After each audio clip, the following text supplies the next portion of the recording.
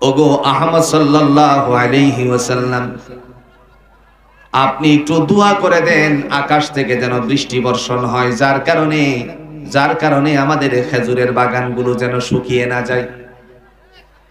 যেই মাত্র আল্লাহর নবী ডাক দিয়া বললেন, সাথে সাথে আল্লাহ পাক রব্বুল আলামিনের পক্ষ থেকে ফয়সালা হয়ে গেল। নবী মুহাম্মদ সাল্লাল্লাহু আলাইহি সাল্লামের সাথীরা ডেকে ডেকে বলতেছেন, জগতের মানুষেরা শুনো, তোমাদের জন্য আমি আল্লাহ ফয়সালা করে দিয়েছি। মুহূর্তের মধ্যে আল্লাহ পাক রব্বুল আলামিনের পক্ষ থেকে বান্দাকে যখন বললেন, নবীজি সাহাবীদের কথা শুনে যখন 312 নম্বর গেট দিয়ে প্রবেশ করলেন, সেখানে যখন আল্লাহর কাছে 2 রাকাত সালাত আদায় করে বান্দা 2 হাত উঁচু করে উপরের দিকে উঠালেন, আল্লাহ পাক রব্বুল আলামিনের পক্ষ থেকে ফয়সালা হয়ে গেল। বৃষ্টির মধ্যে ভিজে ভিজে আসলেন। আজ পর্যন্ত যারা যেখানে গিয়েছিলেন, একদল মসজিদে কামামা গেলেন, আরেকদল মসজিদে আবু বকরে গেলেন, আরেকদল মসজিদে আলীতে গেলেন। আল্লাহ রাব্বুল আলামিন ডাক দিয়া বলেন, বান্দারে শোনো, ওয়া আনজালা মিনাস সামাই মাআন ফাআখরাজা বিহি মিনাস সামারাতি রিজকাল লাকুম। আকাশ শুধু আকাশই নয়, তার থেকে তোমাদের জন্য রিজিক বর্ধিত করার উদ্দেশ্যে আমি আল্লাহর পক্ষ থেকে বৃষ্টি বর্ষণ করি। সুবহানাল্লাহ। সুতরাং তোমরা আমি আল্লাহর জন্য নিবেদিত হয়ে, আল্লাযীনা হুম ফি সালাতিহিম খাশিউন, বিনয়ের সহিত যারা আমার জন্য দাঁড়াবে, আমি আল্লাহ তাকে জান্নাতুল ফেরদাউসের মেহমান বানিয়ে দিব। আর একটু আস্তে কোন সুবহানাল্লাহ। আল্লাহ আমাদের সবাইকে দ্বীনের জন্য কবুল করুন। শাহাদু আন্না সাইয়্যিদানা ওয়া সানাদানা ওয়া হাবিবানা ওয়া মাওলানা মুহাম্মাদান আবদুহু ওয়া রাসূলুহু الذي أرسل إلى الناس كافة بشيرا ونذيرا وداعيا إلى الله بإذنه وسراجا منيرا فقد قال الله تبارك وتعالى في كلامه المجيد وفرقانه الحميد. أعوذ بالله من الشيطان الرجيم. بسم الله الرحمن الرحيم.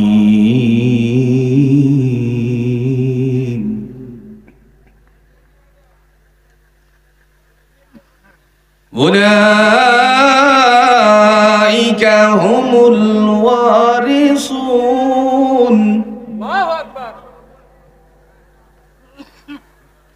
الذين يرثون الفردوس هم فيها خالدون.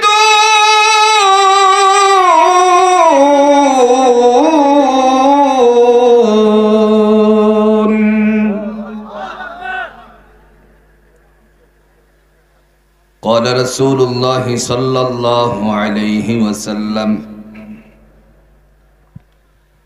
أرأيتم لو أن نهرا في باب أحدكم حتى يغتسل فيه كل يوم 5 مرات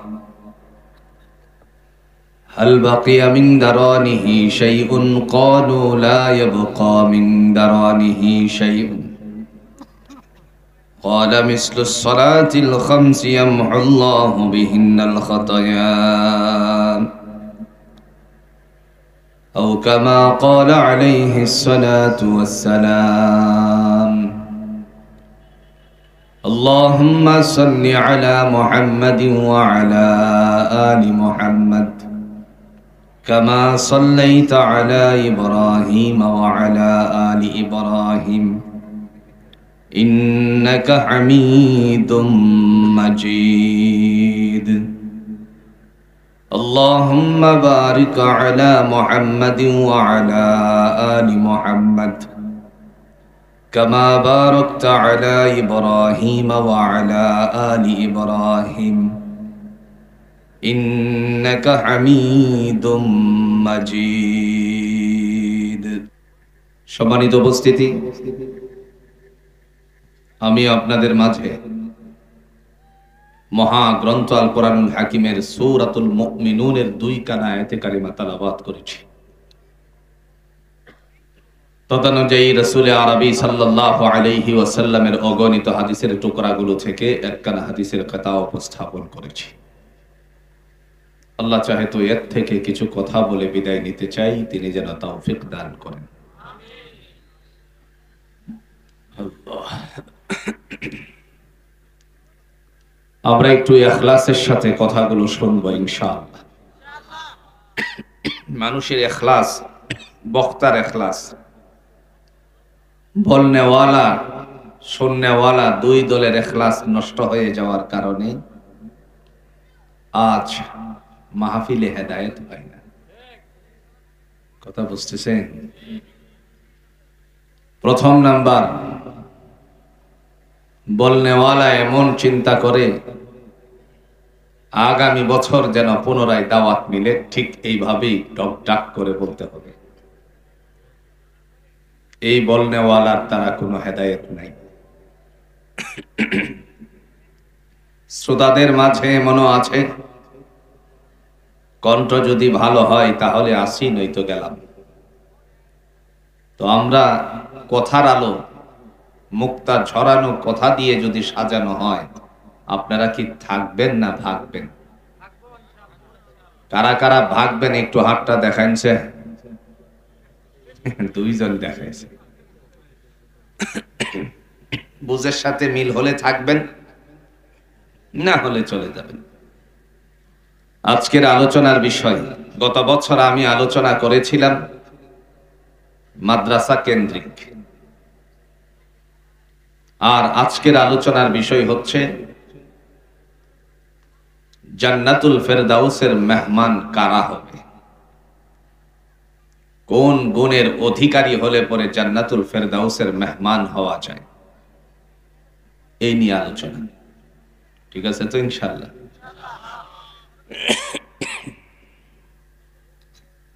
তাহলে আসুন আয়াতের সরল অর্থ বুঝি।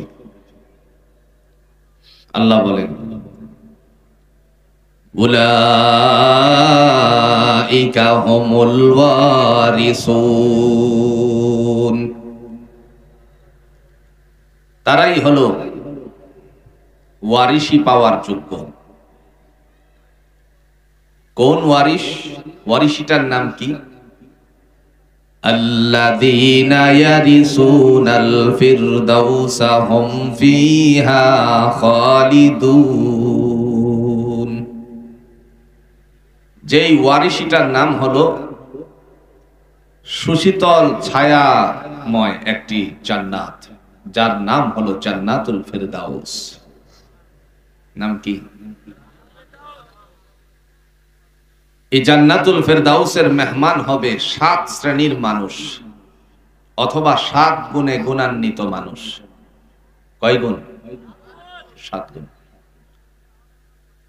কোরআনুল হাকিমের নবী সাইয়্যিদুল মুরসালিন আহমদ মুস্তাফা সাল্লাল্লাহু আলাইহি ওয়াসাল্লাম কে আল্লাহ পাক রব্বুল আলামিন তিনি কোরআন দিয়ে ওয়াজ করেন, নবী আমার, জাতির মাঝে আপনি বর্ণনা করুন জান্নাতুল ফেরদাউসের মেহমান যারা হবে তাদের মধ্যে এই 7টা গুণ অর্জন করতে হবে। আমার ভাইরা, এবার আপনি বলুন তো, ওয়ারিশি সূত্রে জান্নাতুল ফেরদাউস দিবেন কে? আরো জোরে বলেন। আল্লাহ আছে তো? কথা কোন আছে তো? না ফেরাউন নমরুদে মেরে ফেলছে? মারছে না তো? তো দলিল আছে কি আপনাদের কাছে? দলিল সূরাতুল বাকারার 2 নাম্বার পারার যাকে আমরা সহজ করে চিনি আয়াতুল কুরসি বলে, আল্লাহ তার মধ্যে বর্ণনা দিয়ে বলেন, আল্লাহু লা ইলাহা ইল্লা হুয়াল হাইয়ুল কাইয়্যুম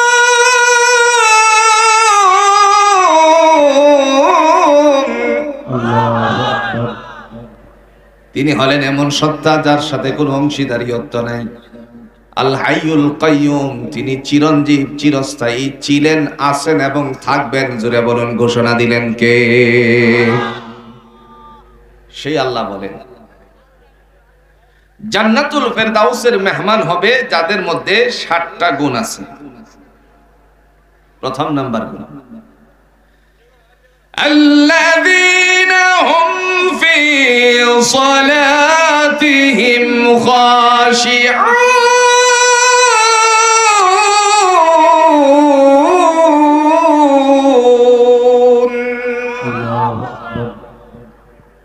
আল্লাহ বলেন, যারা বিনয়ের সহিত নামাজ আদায় করে, বিনয়ের সহিত সালাত আদায় যারা করে, আল্লাহ বলেন তারা হলো জান্নাতুল ফেরদাউসের মেহমান। সুবহানাল্লাহ। বিনয়। আজ আমরা লক্ষ্য করছি মানুষেরা নামাজ পড়ে, কিন্তু নামাজের ভিতরে বিনয় না থাকার কারণে এই মানুষটাই আবার অন্যায়ও করে। কথা বল না কেন? অথচ আল্লাহ পাক রব্বুল আলামিন কোরআনুল হাকিম দিয়ে ঘোষণা দিয়েছেন, ইন্নাস সালাতা তানহা আনিল ফাহশাই ওয়াল মুনকার ওয়া লাযিকরুল্লাহিল আকবার। যারা বলেন কার কথা? আল্লাহ বলতেছেন, নিশ্চয়ই নামাজ গর্হিত কাজ থেকে মানুষকে দূরে সরায়, অন্যায় কাজ থেকে। আজ আমরা লক্ষ্য করছি নামাজও পড়ছে, আবার মানুষের জমিনও দখল করে। কথা কন না কেন? নামাজি নামাজও পড়ে আবার সুদও খায়, নামাজি নামাজও পড়ে আবার দেখা গেল ব্যভিচার করে। ব্যভিচার বুঝেন তো?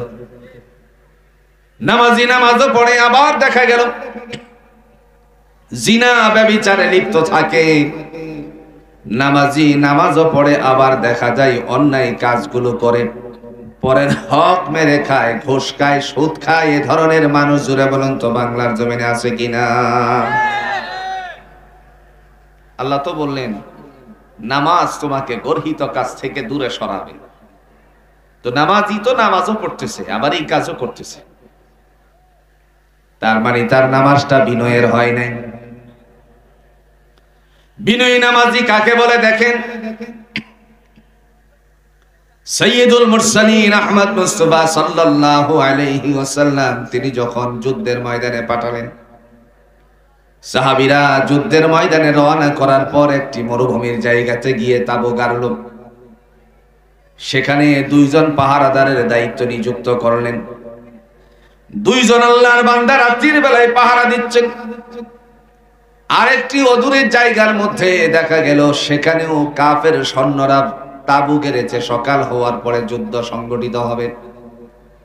এমত অবস্থায় গভীর রাতে 2 জনে মিলে সলা পরামর্শ শুরু করে দিয়ে বলতে লাগলো, ভাই আমার, খামাখা জাগ্রত না থেকে একজন ঘুমাইলে আর একজন জাগ্রত থাকলে কেমন হয়? কারণ শত্রুপক্ষের আক্রমণের কোনো সম্ভাবনা দেখছি না। এমত অবস্থায় আল্লাহ রাব্বুল আলামিনের বান্দাদের মধ্য থেকে একজন ডেকে বললেন, তাহলে আমি ঘুমাই, তুমি জাগ্রত থাকো। যদি কোনো বিপদের আশঙ্কা দেখো তাহলে আমাকে জাগিয়ে দিবে। কথা বলার পরে 2 জনের মধ্যে সলা পরামর্শে উত্তীর্ণ হয়ে গেলেন। একজন শুয়ে পড়লেন, ঘুমিয়ে গেলেন, আরেকজন তিনি পাহারার দায়িত্ব পালন করে যাচ্ছেন। এমত অবস্থায় যখন রাত গভীরতর হয়ে গেল, বান্দা মনে মনে চিন্তা করলেন, শত্রু পক্ষের আক্রমণ আসার তো কোনো সম্ভাবনাই দেখছি না। সেজন্য তিনি চিন্তায় খামাকা ঘোরাঘুরি না করে কেবল আল্লাহর সামনে একটু দাঁড়িয়ে যাই। কারণ মুহাম্মাদুর রাসূলুল্লাহ সাল্লাল্লাহু আলাইহি ওয়াসাল্লামকে আমার আল্লাহ এই দায়িত্বটাই দিয়েছিলেন। সুবহানাল্লাহ। রাসূলকে আল্লাহ বলছিলেন দায়িত্ব দিয়ে। শীতের রাতে মানুষেরা শোয়ার সময়, ঘুমানোর সময় শরীরে কিছু দেয়নি ভাই। কি দেয়? কম্বল। রাসূল শুয়ে আছেন কম্বল নিয়ে, আল্লাহ কম্বল দিয়েই ডাকটা মারছেন, ইয়া আইয়ুহাল মুযাম্মিল قم الليل إلا قليلا نصفه أو انقص منه قليلا أو زد عليه ورتل القرآن ترتيلا الله أكبر আল্লাহ বলেন হে কম্বলওয়ালা ইয়া আইয়ুহাল মুজাম্মিল, হে কম্বলওয়ালা নবীর গায়ে কি আছে? শীত। শীত কি আছে গায়ে? কম্বল। বন্ধুরে বন্ধু অনেক নাম ধরে ডাকে, বিন্দু পরিমাণ রাগান্বিত হয় না, ঠিক না? বলেন উদাহরণ, দোস্তের ফোন দিচ্ছে, দোস্ত ফোন ধরে না কারণ সে ওয়াশরুমে আছে। কয়েকবার ফোন দেওয়ার পর ওয়াশরুম থেকে বেরিয়ে যখন পুনরায় ব্যাক করে এমনি বলে, এই সলিমদ্দি কই গেছিলে তুই? এতগুলি ফোন দিলাম তোরে। দোস্ত আমি ওয়াশরুমে ছিলাম। কো আগি বলবি তো? রাগ করছে? কথা কন না, কে রাগ করছে? রাগ করে।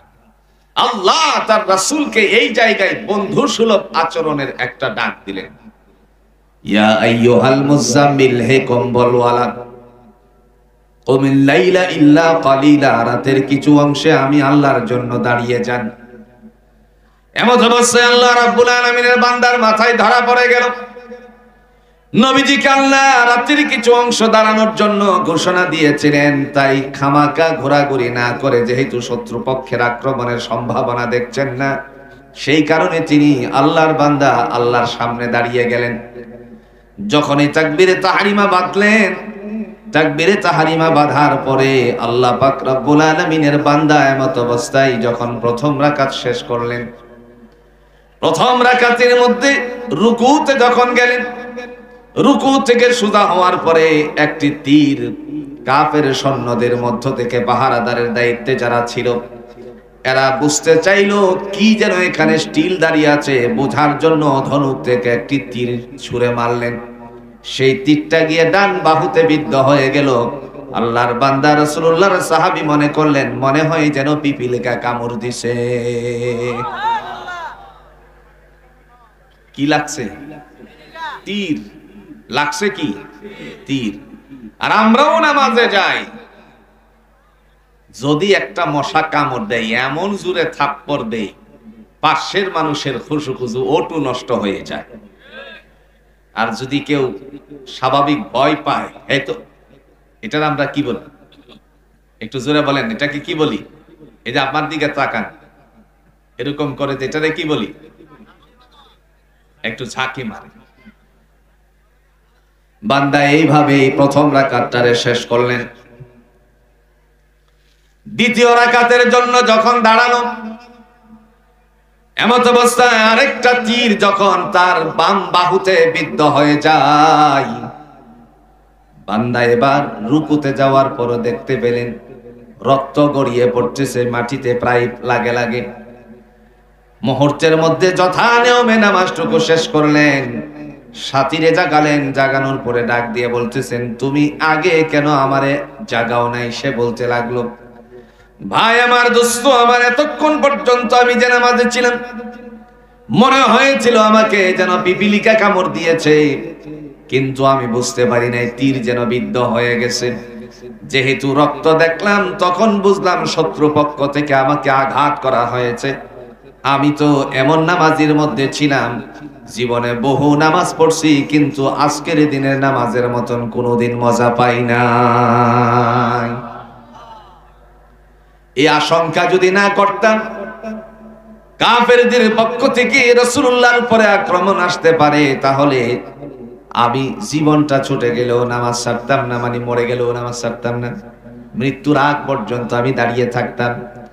এই কথা বলার পরে বান্দা জাগ্রত হয়ে তার তীরগুলো খুলতে লাগলেন। রাসূলুল্লাহর সাহাবীদেরকে জাগালেন। আমার ভাইরা, বলার উদ্দেশ্য হলো, তীর বান্দার গায়ে বিদ্ধ হয়ে গেছে, মনে হলো যেন পিপিলিকা কামড় দিছে। এটাই হলো বিনয়ের নামাজ। আল্লাহ পাক রব্বুল আলামিন তিনি কোরআনুল হাকিম দিয়ে ঘোষণা দিয়ে বলেন, হে জগৎবাসী শোনো, আল্লাযীনা হুম ফি সালাতিহিম খাশিউন, যারা বিনয়ের সহিত নামাজ আদায় করে, আল্লাহ বলেন তারাই হলো জান্নাতুল ফেরদাউসের মেহমান। প্রশ্ন এবার, কেন নামাজ পড়ব, কেন নামাজ আদায় করব?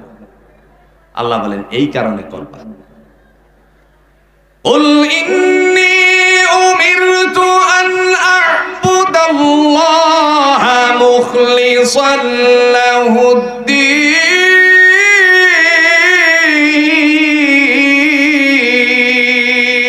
الله أكبر قل ও নবী আপনি বলুন, ইন্নী উমিরতু আমি আদেশকৃত হয়েছি আন আ'বুদাল্লাহা মুখলিসাল লাহুদ্দিন নিষ্ঠার সাথে কেবল আল্লাহর গোলামি করার জন্য।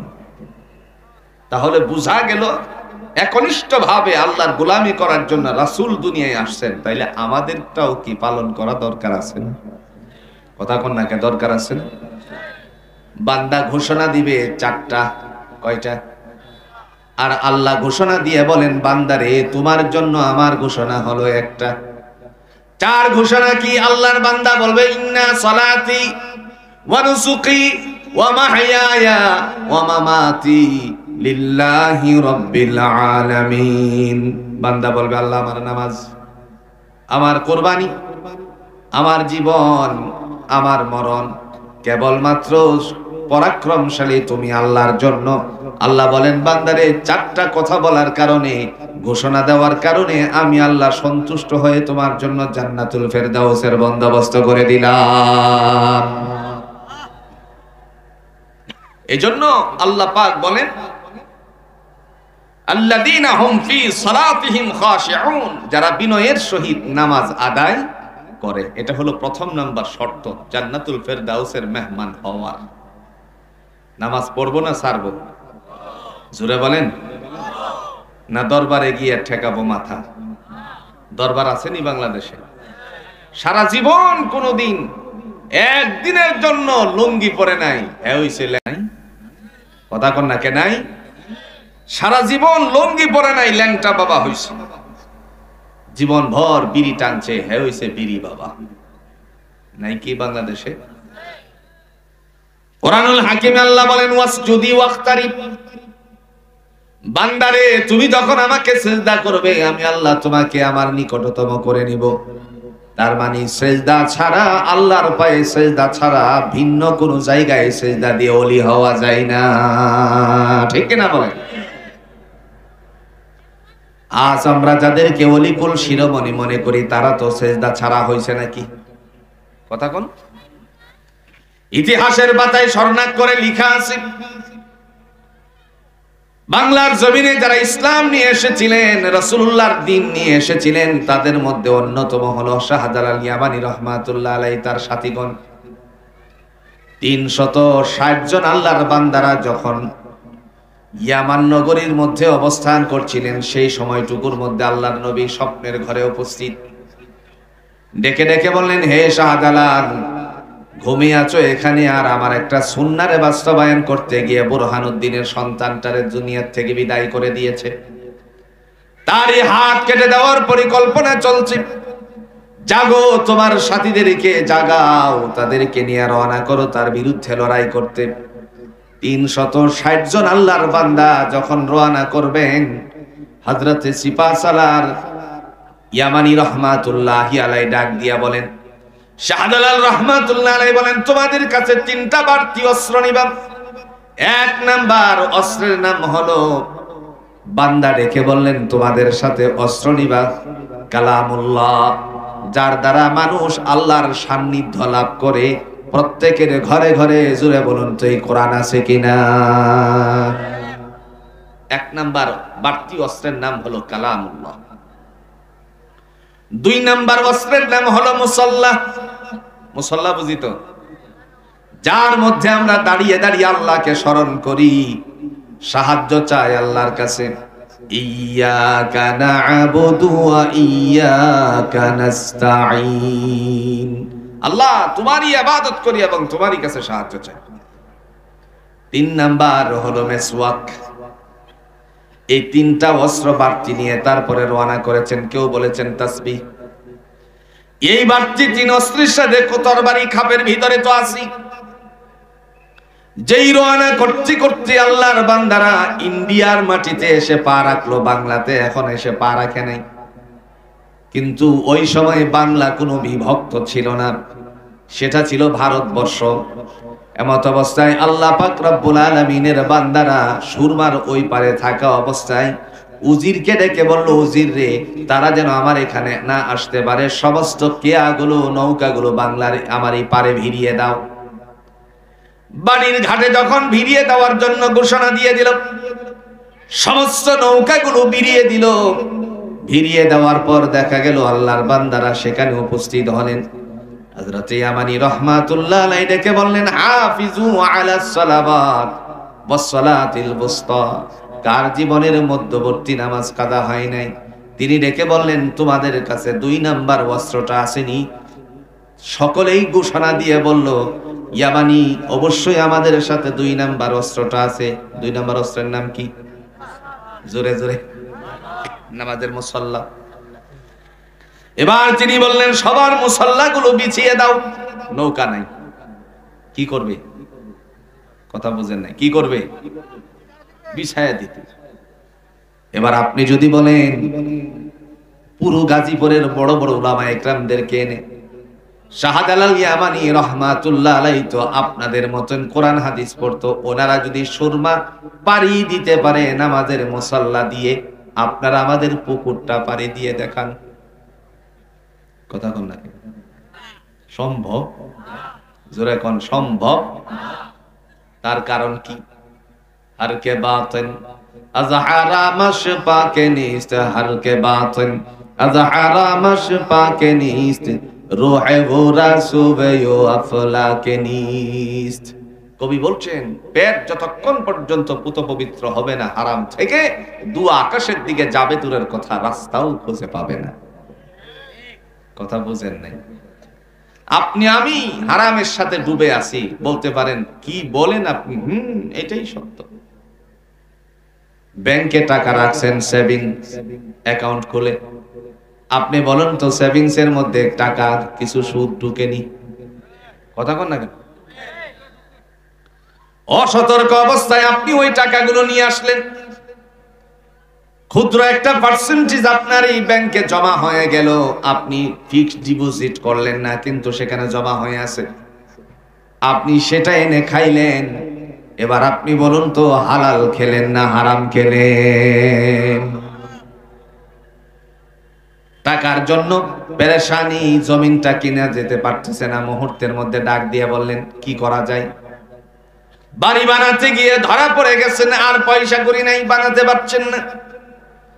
এই সময় অমুক সমিতি তমুক সমিতি নাই বাংলাদেশে, সেখানে গিয়ে আপনি শরণাপন্ন হলেন। সেখান থেকে আপনি 5 লক্ষ টাকা সমিতির থেকে নিলেন, কিস্তি কিস্তি দিতে শুরু করলেন।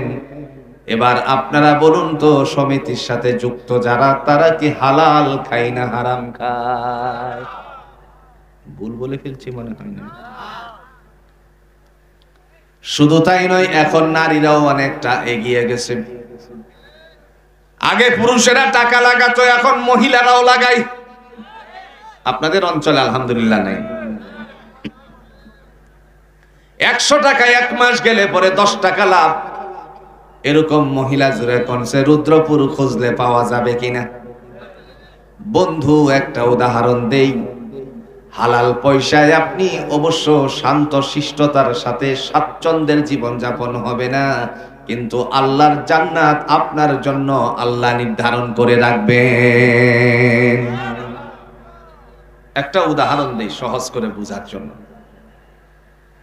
একজন মানুষ ওজনে কম দেয়নি, ব্যবসায়িক মানুষ দেয় না? আবার সুদে 10 টাকা লাভে 100 টাকা লাগাইছে, অনেক টাকা কামাই করলো। ঘুষ খেলো সন্তানদেরকে ভালো কিছু করার জন্য। এবার এই লোকটা মারা গেলে পরে তারা কি সাথে যাবে? কথা কন্যাকে যাবে? সহজ একটা উদাহরণ। আপনাদের এই হুতাপাড়াতে মনে করেন বাজারে গেছে এক পকেট মাইট, প্রথম দিন বাজারে 1000 টাকা পকেট মারার পর ধুমধাম করে বাজার নিয়ে বাড়িতে গেল। মুরগি কিনলো, পোলার চাল কিনলো, ডিম কিনলো, সবজি কিনলো, মাছ কিনলো। 1000 টাকার ভিতরে সে নিয়ে গেল বাড়িতে। পরিবারের সংখ্যা হলো 5 জন, মা, বাবা, বিবি আর সে আর একটা ছেলে আছে। কয়জন? 5 জন। এবার রান্না করার পরে জোরে কোনছে খাউন খাই কয়জনে? জোরে 5 জন। আরেকবার চিন্তা করলো 1000 টাকায় ভালোই তো বাজার কিনে আনছি, সবাই মিলে খাইছি। দ্বিতীয় বাজারে গেল, যখন পকেটের মধ্যে একজনের হাত ঢোকালো, সাথে সাথে সে সজাগ হয়ে থাবা দিয়ে ধরছে। এবার আপনারা বলুন তো, পকেট মায়ের বাজারে ধরা খেলে পরে তার জন্য কোনো হাদিয়া তোহফা আসেনি?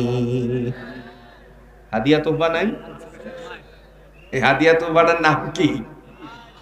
যে জীবনে একবার কাউকে ঘুষি দেয় না, সেও চিন্তা করে আজকে আসছে যেহেতু একটা দিয়া যায়। ঠিক কিনা গো? সুযোগ পাইছে। এমত অবস্থায় যখন তারে বিদ্যুতের খুঁটির সাথে বাঁধল, আর কিল ঘুষি শুরু হয়ে গেল, লাঠি চার্জ শুরু হয়ে গেল। ডাক দিয়ে একজন বলতেছেন, তোর বাড়িতে কে আছে? বললো, আমার বাবা আছে, মা আছে। ফোন লাগা। বাবারে ফোন লাগালো, আব্বা আমি তো হুতাপাড়াতে আজকে চুরি করতে গিয়ে, পকেট মারতে গিয়ে ধরা করে গেছি, আপনি একটু আমারে ছুটিয়ে নিয়ে যান। বাপ ফোনের মধ্যে বলে, বাবারে শোনো, ইজ্জত মারা কাম আমার মধ্যে দিও না, আমি তোমারে আনতে গেলে মানুষেরা আমারে বলবে সুরের বাপ, এজন্য আমারে ক্ষমা করে দাও, কিছুক্ষণ মারলে পরে ওটু তোমারে ছাইড়ে দিবে। বাবা বলতেছে, না আমি আসা সম্ভব নয়। মুহূর্তের মধ্যে বললো, মাকে দাও ফোনটা। মাকে যখন ফোন দিল, ফোন দেওয়ার পরে বলতে লাগলো, মাগো আমারে অনেক তারা মারতে আছে, একটু ছুটিয়ে নিয়ে যান। মা এবার ডাক দিয়ে বলে, ঠিক আছে বাবা আসতেছি। কিন্তু তার স্বামী বাধা দিয়ে বলে, না রে যাইস না, সেখানে গেলে তোরে মানুষেরা বলবে সুরের মা, আমার যে ঘরের আরো কিছু আছে সেইগুলোর সাথে বদনাম রটে যাবে, সুতরাং তুই যাইস না। আল্লাহ রাব্বুল আলামিনের বান্দা তখন না করার কারণে, নিষেধ করার কারণে এমত অবস্থায় মাও গেল না। বিবিরে ডাক দিয়ে বলল, বিবির কাছে ফোনটা দেন। বিবি বলে, স্বামী আমারে ক্ষমা করে দিন, আপনি আমারে ক্ষমা করে দেন। তার কারণ হলো মানুষ আমাকে বলবে সুরের বউ, সুতরাং আমি আপনার কাছে যেতে পারবো না। ছেলেটার কাছে দাও। ছেলেদেরকে বলল, আব্বা ধরা খাইছেন আপনি, আমি যদি যাই লোকেরা বলবে, আমার বন্ধু বান্ধবের কাছে আমি অনেক লজ্জিত হয়ে যাব, সুতরাং কিছুক্ষণ পরে আপনাকে হয়তো সালাম দিবে, থানার থেকে ছুটাই আনবো না। কথা কন না কেন?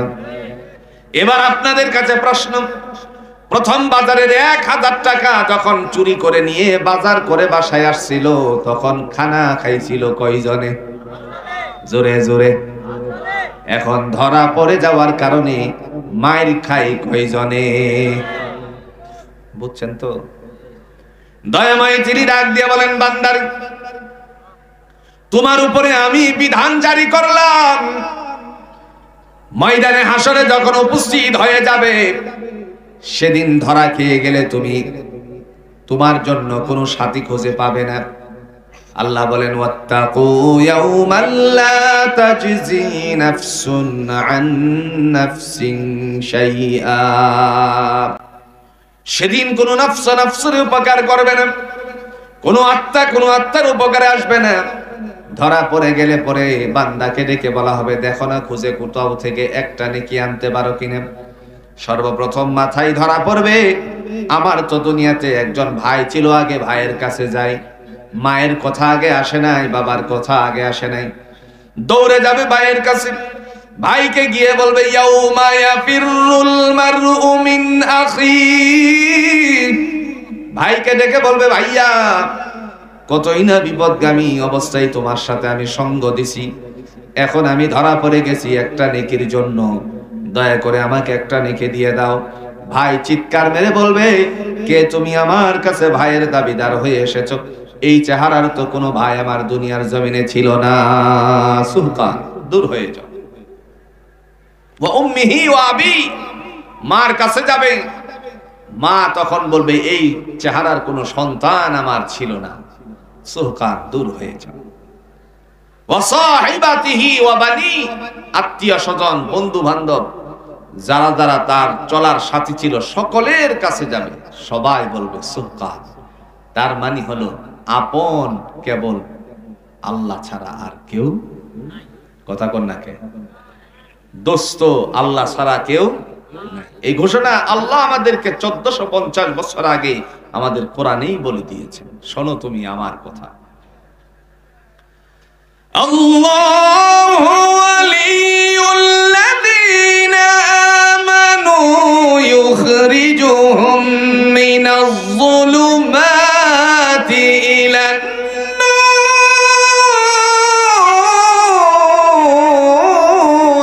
আল্লাহু আকবার। আল্লাহ বলেন আমি হলাম বিশ্বাসশীলদের অভিভাবক। ইউখরিজুহুম মিনাজ যুলুমাতি ইলান নূর, তাদেরকে অন্ধকার থেকে বের করে আলোর দিকে দিশারিত করি। তার মানে হলো হেদায়েত দিয়ে, জুড়ে বলুন জান্নাত ধরিয়ে দেন কে? হযরত ইয়ামানী রাহমাতুল্লাহ আলাইহি বললেন, মনে আছে না ভুলে গেছেন? বিছাও, বিছালেন। নৌকা ছিল না, নৌকার মতন কাজ করে বিছানা নিয়ে গেল ওপারে। সুবহানাল্লাহ বলতেন। কোরআন দিয়ে আল্লাহ দলিল দেয়, আমার দুস্থদের কোনো ভয় নাই। দলিল আছে?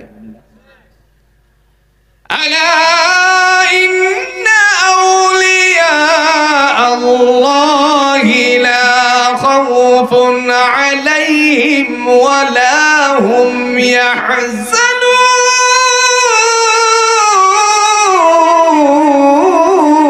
আল্লাহু আকবার। লিল্লাহি তাকবীর, লিল্লাহি তাকবীর। আল কুরআন আমানা, আল কুরআন আমানা, আল হাদিস আমানা, লিল্লাহি তাকবীর। আমার ভাইরা, আল্লাহ বলেন আমার দুস্থদের কোনো ভয় নাই, পেরেশানি নাই। সমস্ত ওলিদের জিম্মাদারি, জোরে বলুন কার হাতে? যেই মাত্র এপার থেকে ওপারে গেল, দেখেন এপার থেকে যখন ওপারে গেল, তিনি সোজা বললেন চলো গৌড় গোবিন্দের বাড়ির কাছে যাই। গেছে। তিনি যখন এখানে উপস্থিত সকলকে নিয়ে হযরত ইয়ামানী রাহমাতুল্লাহ আলাইহি ডেকে বললেন হাফিজু আলাস সালাওয়াত ওয়াস সালাতিল বুসতা। কার জীবনের মধ্যবর্তী নামাজ কাজা হয় নাই? কথা বুঝছেন তো? রাসূলুল্লাহর আদর্শ, কোরআনের দৃষ্টিভঙ্গি হলো সকাল সন্ধ্যায় তাসবিহ, জোরে বলুন তো পাঠ করতে হবে কার? সকাল সন্ধ্যার ইবাদত আল্লাহর কাছে খুবই গ্রহণীয়, কিন্তু দুই বেলায় অলসতা বেশি। সারা রাত রাস্তায় হাঁটে, মহামারী ফেসবুক শরীফ টিপে। কি শরীফ? সূরা খন্না কি শরীফ? মহামারী ফেসবুক শরীফ টিপে সারা রাত রাস্তায় হাঁটে। দুর্ভাগ্য হলেও সত্য, দেখা গেল যে ফজরের সময় আরামসে ঘুমায়। ঠিক না গো? সকাল সন্ধ্যা ইবাদত, আল্লাহর স্মরণ হচ্ছে মানুষকে আল্লাহর কাছে কাছে নেওয়ার একটা মাধ্যম। আল্লাহ রাব্বুল আলামিনের বান্দা যখন বললেন কার জীবনের মধ্যবর্তী নামাজ কাজা হয় নাই, গৌর গোবিন্দের বাড়ির কাছে গিয়ে আরো কিছু তো বলতে পারতেন, কিন্তু বললেন না। তিনি নামাজের কথা বললেন। এজন্য আল্লাহ পাক ডাক দিয়া বলেন আল্লাযীনা হুম ফি সালাতিহিম খাশিউন, যারা বিনয়ের সহিত নামাজ আদায় করে এরা জান্নাতুল ফেরদাউসের প্রথম নাম্বার গুণী মানুষ হয়ে গেছে। এ সময় একজন একজন করে মাথা নিচু নিতে লাগলো। কেবল একটা মাথা উঁচু আছে, তিনি ছিলেন সিপাহ সালার নাসিরউদ্দিন জঙ্গি। চুনারু ঘাটে শায়িত আছেন। সিলেটের চুনারু ঘাটে যিনি শায়িত আছেন সিপাহ সালার নাসিরউদ্দিন জঙ্গি। আল্লাহর বান্দা চিৎকার মেরে বললেন বন্ধু আমার, বলেছেন কার জীবনের মধ্যবর্তী নামাজ কাজা হয় নাই? যেদিন থেকে বুঝতে শিখেছি অদ্যাবধি পর্যন্ত আসর কেন আমার জীবনের কোনো নামাজে কাজা হয় না। সিফা হাসান নাসিরউদ্দিন জঙ্গিকে ডাক দিয়ে বলতেছে, হে নাসিরউদ্দিন, আঙ্গুল ঢোকাও। কোথায় ঢুকাইতো আঙ্গুল? জোরে। যেই আঙ্গুল ঢুকাইলো বলল মারো দেখি। কি মারতো? আল্লাহু আকবার, আল্লাহু আকবার, আল্লাহু আকবার, আল্লাহু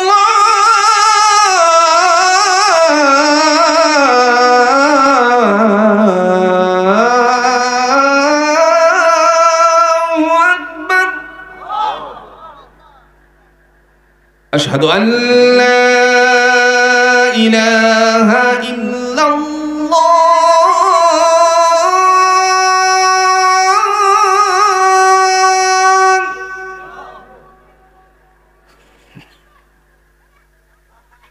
أشهد أن لا إله إلا الله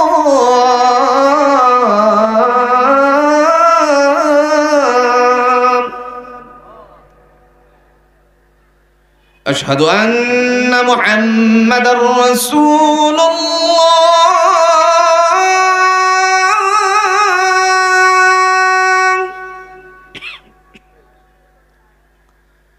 أشهد أن محمدًا رسول الله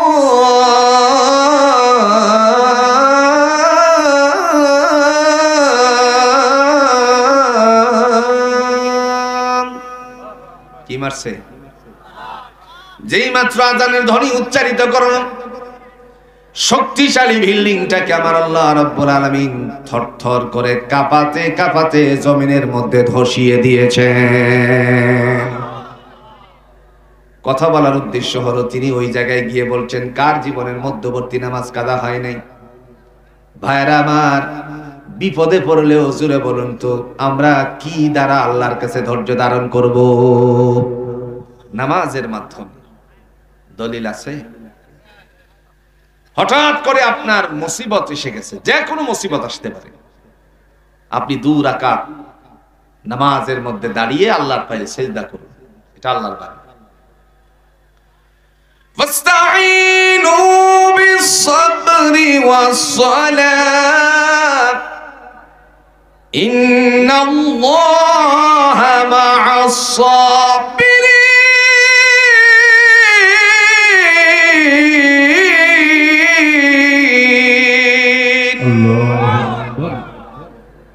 আল্লাহ বলেন ধৈর্য ধারণ করো নামাজের মাধ্যমে। আর ধৈর্যশীলদের সাথে জুড়ে বলুন তো আছেন কে? মহান আল্লাহ রাব্বুল আলামিন ডেকে বলেন এই কারণে বিনয়ের সহিত নামাজ আদায় করবা। জমিন তোমাদের জন্য আমি বানালাম বিছানা, আকাশটাকে তোমাদের জন্য আমি ছাদ বানালাম। কোরআনে আসেনি? দলিল সূরাতুল বাকারার 3 নম্বর পৃষ্ঠার মধ্যে আল্লাহ উল্লেখ করে দিয়ে বলেন আল্লাযী জাআলা লাকুমুল আরদা ফিরাশান ওয়াস সামাআ বিনাআ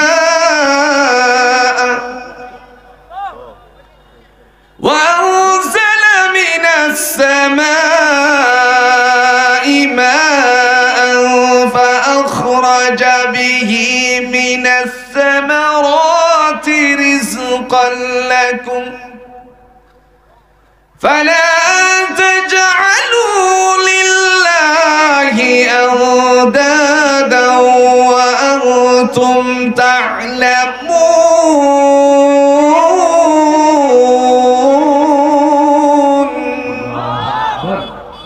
কার কথা? আল্লাযী জাআলা লাকুমুল আরদা ফিরাশা, আমি তোমাদের জন্য জমিনটাকে বানালাম বিছানা, ওয়াস সামাআ বিনাআ, আকাশকে তোমাদের জন্য বানালাম ছাদ। এরপর আল্লাহ বলেন ওয়া আনসালা মিনাস সামাই মাআন ফাআখরাজা বিহি মিনাস সামারাতি রিজকাল লাকুম। বান্দারে আকাশ থেকে তোমাদের জন্য আমি বৃষ্টি বর্ষণ করি। শুধু মনে মনে চিন্তা করো না বৃষ্টির দ্বারা জনজীবনের অস্থিরতাই কেবল দূর করি। আমি তোমার রিজিকের ফয়সালা বর্ধিত করার জন্য আকাশ থেকে বৃষ্টি বর্ষণ করি। সুবহানাল্লাহ বলেন। নবী মুহাম্মদুর রাসূলুল্লাহ সাল্লাল্লাহু আলাইহি ওয়াসাল্লামের কাছে একদল ইহুদি গিয়ে উপস্থিত হলেন মসজিদে নববীতে। সেখানে গিয়ে আল্লাহ পাক রব্বুল আলামিনের বান্দারা ডেকে ডেকে বলতে লাগলেন,